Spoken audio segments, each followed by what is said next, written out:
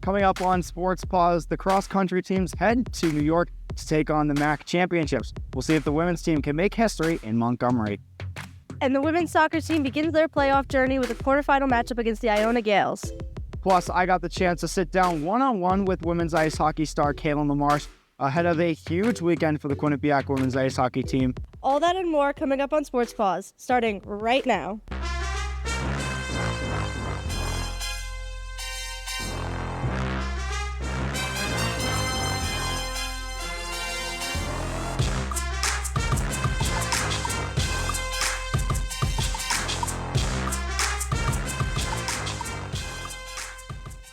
Welcome into Studio 125 for another episode of Sports Paws. I'm Ava Heaton, joined alongside Sports Paws executive producer Anthony Rossi. How are you feeling tonight, Anthony? I'm super pumped. Let's get right into it. The cross-country teams travel to Montgomery, New York for the MAAC championships. Q30 Spencer Decker has the story on the women's team. Quinnipiac joined the MAAC in 2013, and since then, only one team has three-peated as MAAC champions. Quinnipiac's women's cross-country team became the second team to do it. The Bobcats won their third straight MAAC championship with 4 runners coming in the top 7, including Alexandra Safina, Rachel St. Germain, Sierra Gray, and Lauren Selkin.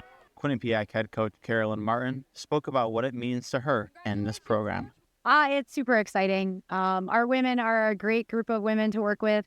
They're all about each other. No one individual was going out for it today. They knew that they needed to work together as a team. That's exactly what they did. It's a selfless team. They are so much fun to work with. And really, it's all on them. They love each other and they work hard with each other. Quinnipiac's top runner was graduate student Alessandra Safina, who just finished 11 seconds behind the top runner. Coach Martin spoke about what it means to have someone like her as a true leader on this team. She's a fantastic athlete and more importantly, a fantastic person. And she's been a great leader for our team. I told my girls I really didn't want anyone going for the individual lead, because I didn't want someone to then pay for it and lose track of where they need to be as a team. I told my girls if it's there, go after it, but I didn't want them going early for the title. I wanted them to work together as a team, and they did just that. Coach Martin is not the only coach that has had an impact on this team. Assistant coach Brendan Wilkins got many crowns to celebrate the team's championship. What does it mean to the players? You could ask Alessandra Safina herself. It's cool. It's awesome. It's always fun. He gave us a whole speech yesterday telling us that we're queen bees and that we all need our crowns.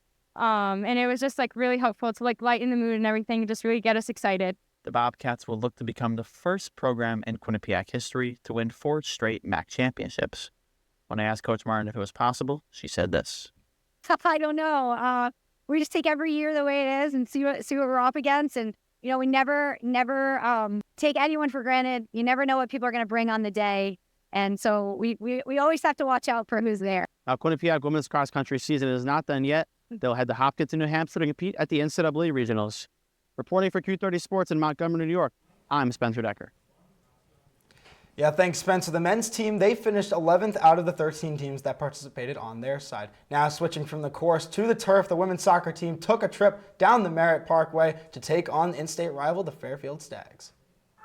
Last time these two teams met up, it was in the MAAC championship, and Quinnipiac was able to take that one. Quinnipiac can take the top seed with a win or a tie. The Stags, though, they need a win for the top seed. Early in the first half, there's a scrum in the box off a corner. Fairfield will eventually get a shot off, but Madison Alves with a kick save and a beauty. Bobcats will eventually clear this one. Later on, Victoria Foster has it, and with an attempted clear, it will get intercepted by the Stags. Pass goes out to Maddie Theriault. She will make no mistake with no Bobcats defenders in front of her, and the Stags will go up 1-0. Theriault, she's the leading goal scorer in the MAAC conference.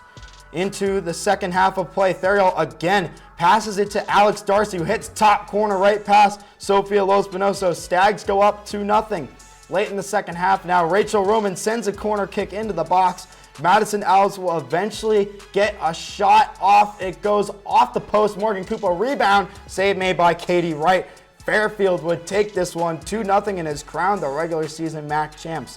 Bobcats will fall to the 2 seed for the MAAC playoffs, and the MAAC tournament field is set in stone. The Stags drew the 8-seeded Sacred Heart Pioneers. The Bobcats drew number 7 Iona. The Saints and Jaspers matched up in the 4 and 5, and Canisius and Merrimack are in the 3 and 6 matchup.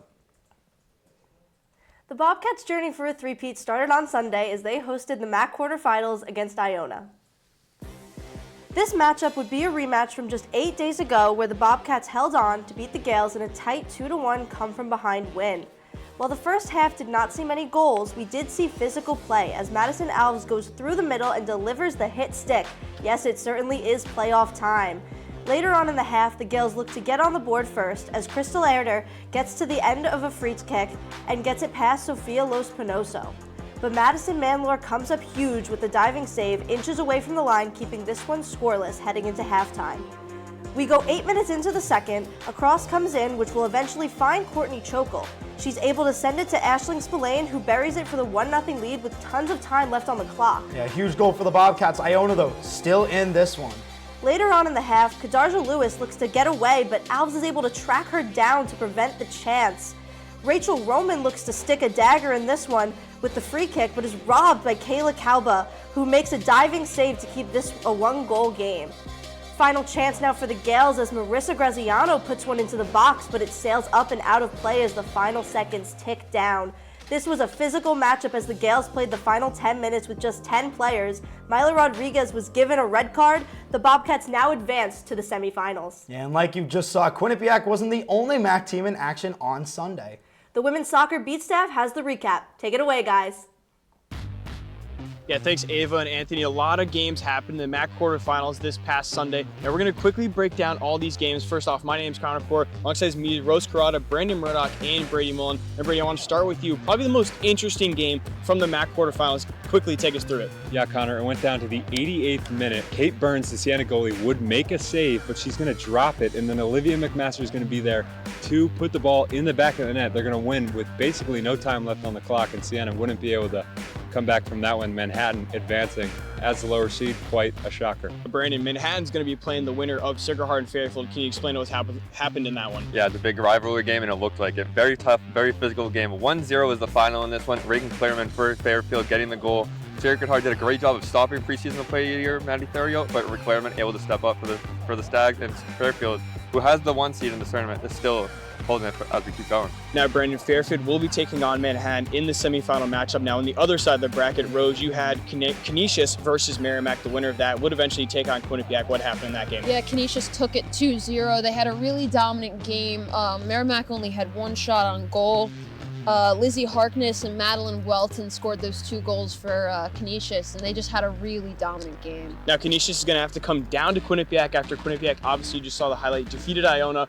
Your biggest takeaways for each of you guys in Thursday's game for the semifinal matchup between Canisius and Quinnipiac? I think it's going to be really interesting to see how Quinnipiac's offense takes on Jordan Spencer. I know she didn't have a lot to deal with in their game against Merrimack, but I'd love to see how she steps up against Quinnipiac. How the Bobcats midfield plays. This midfield has been a driving point for this team the whole season. One of the biggest games of the year. We'll see if they step up. Bobcats, I sound like a broken record saying this, but all year they've been getting the ball in the offensive third, but not getting those scoring opportunities. We saw today in the first half, or yesterday in the first half with Iona. Thursday at 1 o'clock, it's going to be the number 3 seed Canisius versus number 2 Quinnipiac. That'll do it for us here at the Women's Lacrosse and Soccer Stadium. We'll send it back to you guys at the desk. Thanks, guys. The MAAC also released their all-conference awards and teams earlier today. Goalkeeper Sofia Los-Panoso won the Gold Glove Award for the 2nd season in a row. Los-Panoso recorded 10 shutouts during the regular season and broke the program record for most shutouts with 32. Los-Panoso also got named to the All-MAAC first team alongside fellow graduate student Courtney Chokel. 3 Bobcats were named to the 2nd team, those being Ella Gagno, Madison Alves, and Madison Mandler. On the 3rd team sit senior Rachel Roman and first-year Clara Bankston, to total 7 Bobcats being named to All-MAAC teams. The college basketball season began today, and both Quinnipiac basketball teams were in action tonight. The women's team tipped off their season at Holy Cross in Worcester, defeating the Crusaders 78-74. Sophomore guard Carson Martin and first-year guard Gal Raviv led the way, scoring 25 and 22 respectively. Quinnipiac erupted for 31 points in the 3rd quarter, and though Holy Cross made it close late, the Bobcats held on. Quinnipiac starts the season 1-0 and will take on Harvard November 10th for their home opener. The men's basketball team is also opening up their season tonight against Yale. And at the half, they have their work cut out for them. Yale leads 41-29 as of halftime. Amari Monroe leads the way with 13 points, but the Bulldogs have been out-rebounding Quinnipiac 27-16. The second half is underway in New Haven, and we'll keep you updated as the game continues. Well, we gotta pay the bills, but when we come back, we take a listen to my sit-down interview with women's ice hockey star Caitlin LaMarche in an exclusive Q30 segment. It was super fun talking to her, and we'll see what she had to say. And speaking of the women's ice hockey team, they had a big weekend of conference play against highly ranked Clarkson and St. Lawrence. Don't go anywhere. Sports Paws will be right back. Meet the scan, a simple procedure whose mission is to detect lung cancer early.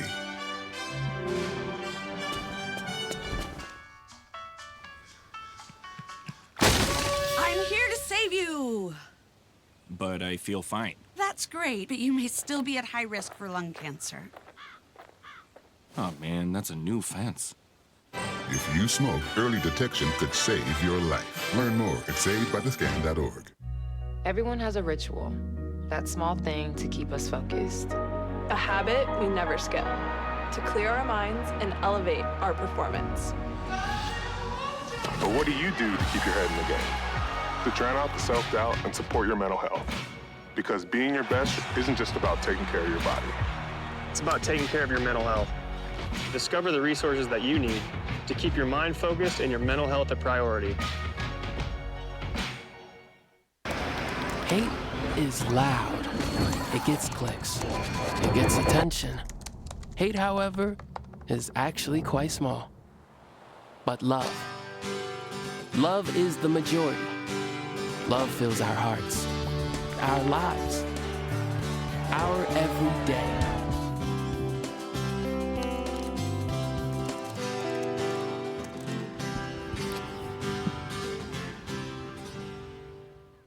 My name's Stacy, I'm 57, and I was adopted in 2020.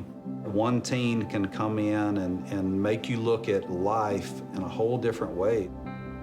You know, he's my father, so I look up to him a lot. If I can be 10% of the man he is, I'll be a happy person for sure.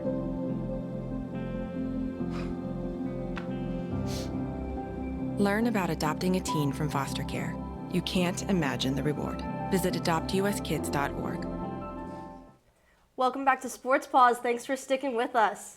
And now, Ava, like I mentioned earlier, I got the chance to speak one-on-one with Caitlin LaMarche in an exclusive Q30 interview. Let's take a listen to see what she had to say. Hello, everybody, and welcome to another Q30 exclusive interview. My name is Anthony Rossi, women's ice hockey beat reporter, joined alongside women's ice hockey star Caitlin LaMarche. Caitlin, how are you? Good, how are you? Great. Let's get right into it. So let's take it back to the start. Like, right as you were starting to get into hockey, when did Caitlin LaMarche get into hockey, and when and how did she get into hockey?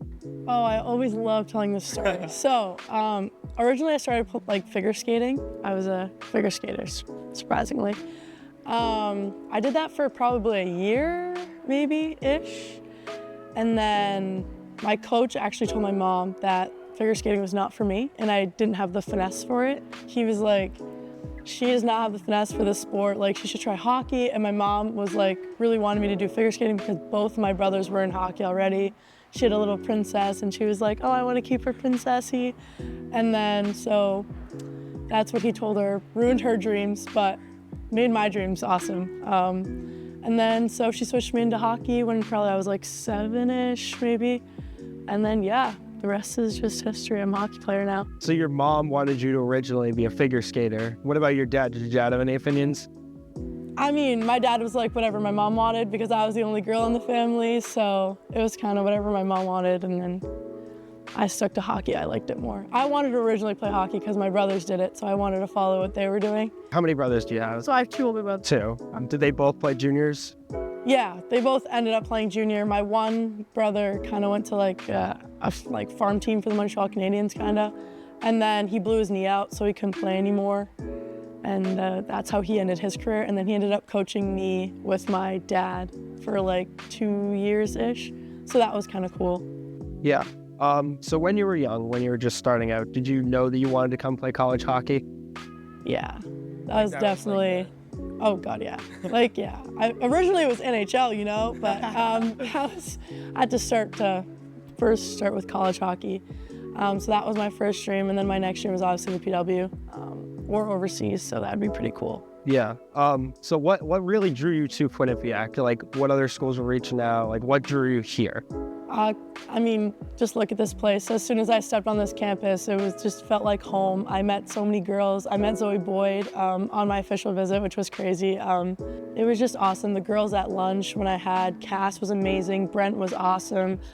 Maz just topped it off. Like, it was just awesome. It just felt like home. Everything about it. What was like the big part of it? Like, I know you said like the campus life, how beautiful it is. What was like the cherry on top? Probably the hockey part. So we're in the ECAC, which is one of the most competitive leagues. That's something I really wanted when I was looking for schools. I wanted to be in the most competitive league. So this was one of my top priorities, and Quinnipiac popped up. They reached out, expressed a lot of interest, and so I was like, yeah, why not? Let's try it, and it's the best decision. I love it. Okay, so when you're growing up, everybody has a player that they model their game after. Everybody's got a favorite player. I can tell you're gonna love this question. Who is your player that you model your game after? Alex Ovechkin. He's just always like, he can put the puck in the back of the net, and that's something I really want to do and aspire to do. His one-timer from the dot point, like me and Brent try to incorporate that as much as we can when we go on the power play. So that's a huge thing. Like, his leadership on and off the ice is huge, and it's just so noticeable. His presence on the ice is always felt, and it's just something I always want to model, and I love the way he played. So the Caps your favorite hockey team or no? Okay, I don't really watch the Caps, but that's because of where I'm from. So I watch the Maple Leafs where I'm from, so that's my favorite team pretty much, but I like Washington. I heard rumblings that you're a Penguins fan, like Sidney Crosby. It's a little bit of a traitor. I love Crosby too. You level your game off of Ovechkin. It's a little bit of a traitor. Yeah, I don't know. There's so many good teams, but like the players, I also love Ovechkin. I love Sidney Crosby, Bedard. I mean, they're just all good players. Like, there's not one specific one, but I just like the way he plays the most. That's all the time that we have. Thank you guys for tuning in. Thank you. Yeah, as Kayla mentioned, the Bobcats entered the heart of ECAC play this weekend. The team had matchups this weekend against two of the top 10 teams in the country. The last time the Bobcats team played Clarkson University, they were taken down on senior day 2-1 in overtime. The Bobcats would debut their new white jerseys. Heading into the first, goaltender Kaylee Doyle dives out to make a save less than a minute into the game.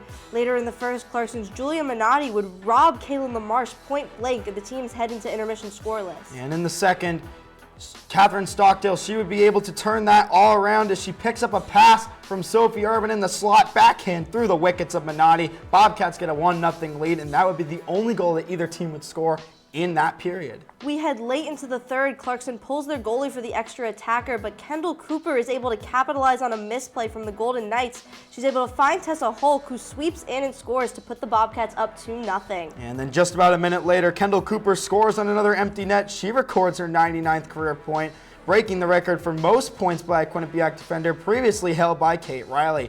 This game ends with the Bobcats upsetting Clarkson in a 3-0 shutout win. And the Bobcats would then look for their second upset win of the weekend as they took on the St. Lawrence Saints. Heading into the first, Kendall Cooper takes a shot from the point and it's blocked by Kennedy Wilson. The two would race down the ice with the battle raging on. Wilson would get hooked by Cooper and she will get awarded a penalty shot. Yeah, huge chance for the Saints here on the penalty shot, and on the P shot, Wilson will break in, go backhand forehand, take the shot. Where's the puck? It's in Kaylee Doyle's left pad. She'll throw that one out with authority. Teams head to the locker room scoreless. No action in the second, so we go straight to the third, and St. Lawrence is on the attack. Haley Mules breaks in and rips a shot past the blocker of Doyle for her first NCAA goal. Saints lead this one 1-0. Later on in the third, Bobcats on the power play. Michaela Watson looks left, right, but anything she can do, Michaela Watson, she'll do it better. She rips it by the blocker of Emma Sophie Nordstrom to tie this game up at 1. And just a couple of minutes later, Bobcats on another power play. Maya Labad finds Emerson Jarvis, who dishes one cross crease to Jenna Donahue for the goal. Bobcats now lead 2-1. Yeah, huge goal by Donahue. She'll tack on another one later in the game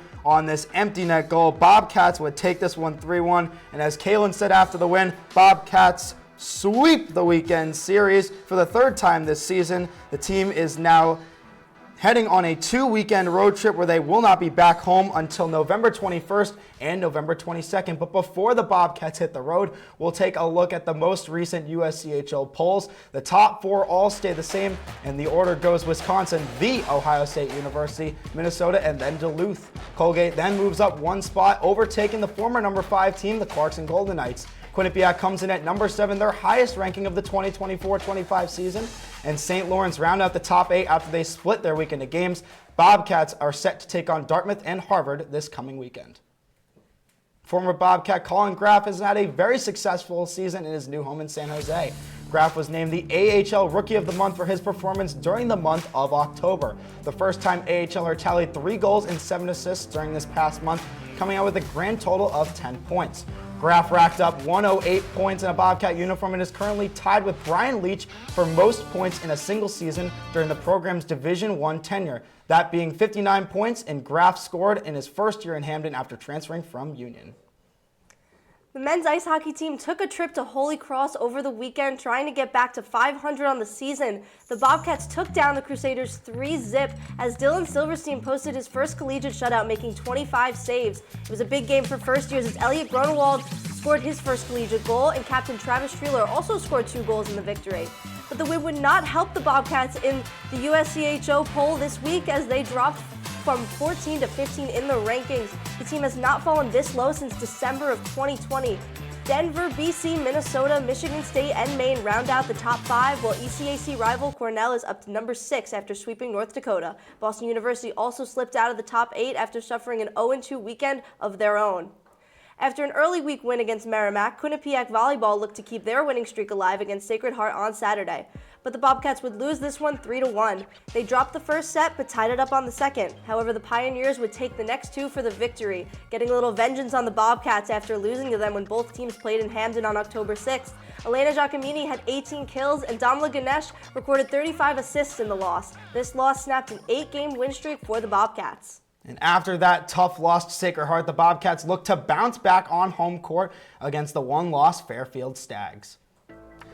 Bobcats and Stags. Stags coming in with an undefeated play in conference. Their last loss coming at the hands of the team that sits on the other side of the court. Elena Giacomini starts off the first set hot, sending a cross-court kill. Later on in the set, Alexandra Tenen with a nice slide attack. Quinnipiac takes set 1, but Fairfield, they would take the next set. They're still in this one. Going into the third, tied at 1. Bobcats with a big defensive play. Leilani Kaijusta gets up there and gets credit with the block. Another Elena Giacomini play coming up next. This time, she hits a nice, she sets up a, Damla Ganesh gets to set her up for a big kill. Big day for Giacomini. We'll go back on that later. This is the feint from Giacomini, a nice one to fool the defenders. Bobcats would take set 3, but the Stags again would come back to take set 4. 5th set tie game, big block by Yammer Ganesh. Quinnipiac, narrow lead so far, anybody's game still. Big point coming out.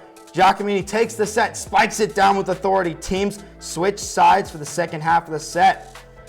This one is still close. Not if Alexandra Tenen has anything to say about it. Massive block from her. She's hype after that one. 1 of 3 on the day for Tenen. Crowd pumped up. Last play of the game. Damla Ganesh sends it over. Fairfield, they're able to set up an attack, but the ball is hit up and out of bounds. Bobcats rejoice after the win. And Elena Giacomini, you heard about her earlier, Ava. 31 kills on the day, new career high for the graduate student. The Bobcats stay at home next weekend as they have Siena and Marist on the docket next weekend. We have to take a quick break, but when we come back, the men's soccer team is in search of a playoff spot as they took on Merrimack and Niagara this past week. Yeah, big playoff implications for them. 2 big matchups. After that, it's everyone's favorite part of the night, top 5 plays. You won't want to miss it. We'll be back in a flash right here on Sports Paws. This year, celebrate Vote Early Day and make your voice heard. Each year, the amount of people voting early grows. And this fall, over 250 million Americans can vote early. In person.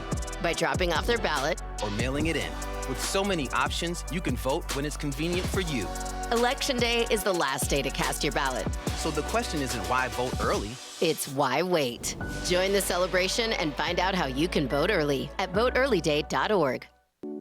When it comes to making plans, you are the best. What about those barbecues you plan in detail for your family? Or your daughter's first costume party? It was out of this world. The same way you plan each detail for those moments, start planning to protect you and your loved ones from a natural disaster. Sign up for local weather and emergency alerts. Prepare an emergency kit and make a family communications plan. Protecting your family is the best plan you can make. How much difference can one vote make? Since 2023, more than 60 U.S. elections have been tied or won by just one vote. So this fall, your friend could be the tiebreaker. And that could make all the difference. People are more likely to vote when encouraged by a friend. So use your power to decide this election. Make sure you're good to vote and encourage your friends to make a voting plan at votevotevote.com. Have you ever helped a fellow veteran? Yes. I do my best reaching out to my brothers and sisters in arms. Have you ever asked for help yourself?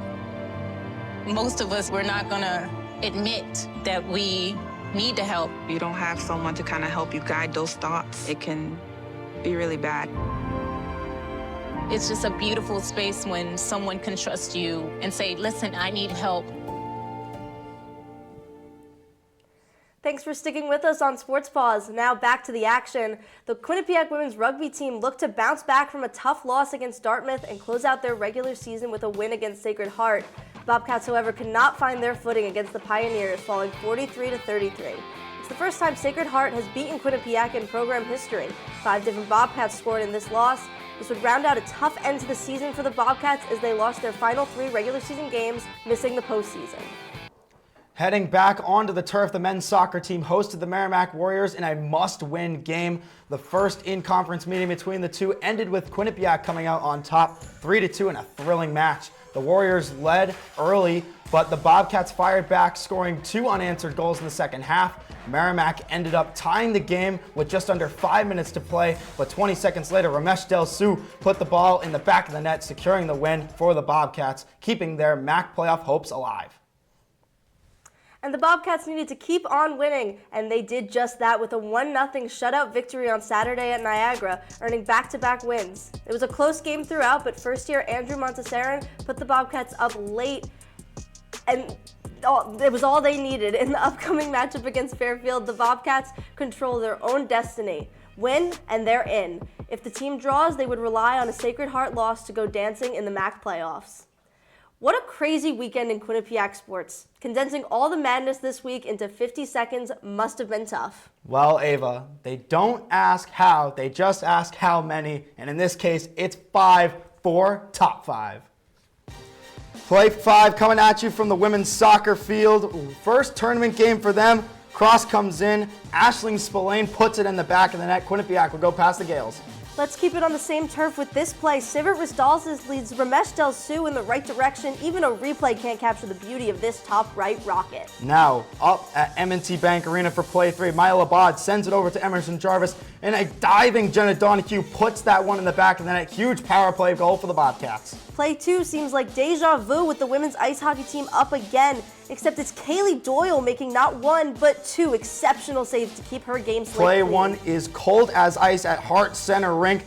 Top left, Elliot Gronwald with an absolute rocket for his first career goal. Bobcats win that one 3-0. Quick little game update from that men's basketball matchup at Yale. They are still trailing 80-58 with 4 minutes left to play. Amari Monroe has 23 points for the Bobcats, but that's all the time that we have this week on Sports Paws. Make sure to follow us on our social media accounts at Q30 Television and on X, Instagram, and TikTok to stay up to date with your favorite Quinnipiac teams. Make sure to follow us on Q30 Sports as well. Also, visit us online at Q30TV.com. He's Anthony Rossi. I'm Ava Heaton. Good night, Bobcats.